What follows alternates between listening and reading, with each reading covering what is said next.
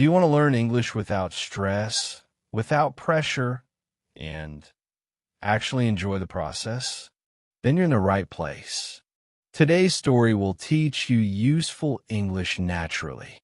While you're listening, your brain will pick up grammar, vocabulary, and rhythm automatically, just like children learn their first language.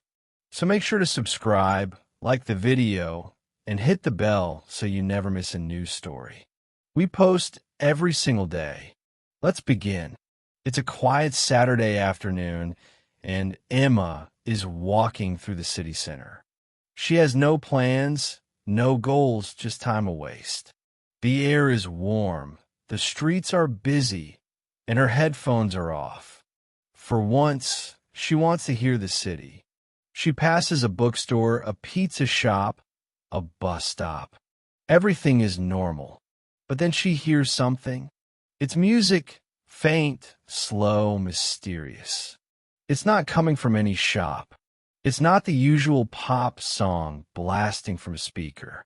This sound is different. It's soft but strong, like someone is playing an instrument she can't name. Emma stops walking. She listens carefully. The music is coming from around the corner. It rises and falls, strange and beautiful. Without even thinking, she turns toward the sound. She walks down a narrow side street. It's the kind of place she usually ignores, too empty, too quiet, a little dirty. But now it pulls her in. The music gets louder. She passes a small alley, and suddenly, the sound surrounds her. She follows it, heart beating faster, curious, and a little nervous. And then she sees them. A group of 5 people stands in a half circle. They're not standing on a stage. They're just there, in the middle of an empty space between buildings, where the pavement is cracked and uneven. No lights, no signs, no bucket for money.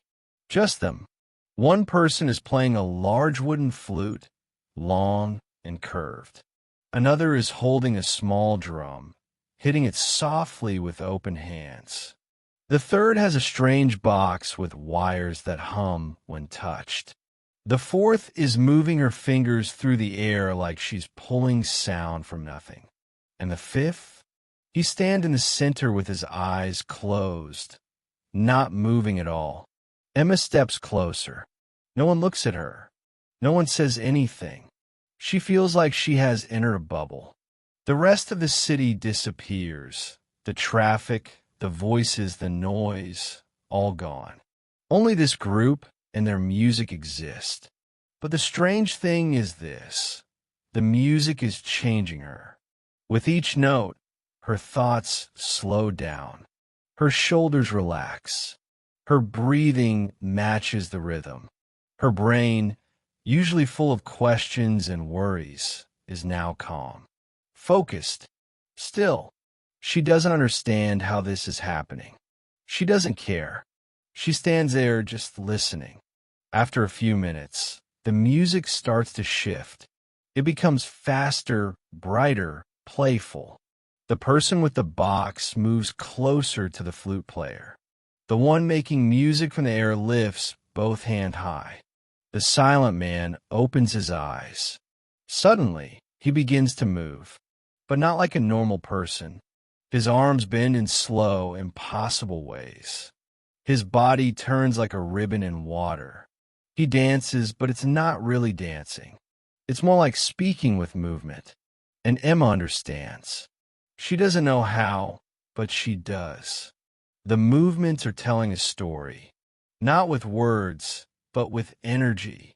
The story is about time, about memory, about being lost and found again. It's not clear, but feels true. Emma's eyes are wide. Her mouth is slightly open. She's never seen anything like this. And the music stops. Complete silence. The group stays still for a few seconds. Then they all smile. Not at her, not at anyone in particular, just into the air, like the performance was for the sky, not for people. and then they begin to pack up their things. Emma wants to say something. She wants to ask who they are, where they're from, how they did what they just did. But no one speaks. They don't avoid her. They just move calmly and quietly, as if this is normal, as if they do this every day. Within minutes, they are gone. The instruments, the boxes, the energy, all gone. The alley is empty again. Emma stands there alone. She looks around. She checks her phone. No missed calls, no new notifications. But everything feels different now. She walks back to the main street. Suddenly, the city feels louder, faster, heavier. But something inside her has changed. She feels more awake. She starts to notice things she didn't see before. A bird on a wire, a sticker on a lamppost that says, "You are here," a small flower growing through a crack in the ground. She smiles. The city is the same. She is not. You just listened to a story that was more than just a story. It was a lesson. Without even trying, you learned real English. You heard how verbs work together, how prepositions flow in context, how descriptions make the language feel alive. And most importantly, you enjoyed it. That's why stories work. They give your brain a reason to care, a reason to remember. So, listen to this again tomorrow. Try repeating some parts. Close your eyes and imagine you are Emma. How would you feel?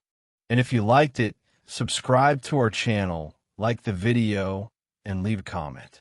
Here's today's question. If you heard mysterious music in a strange alley, would you follow it? See you tomorrow with another story.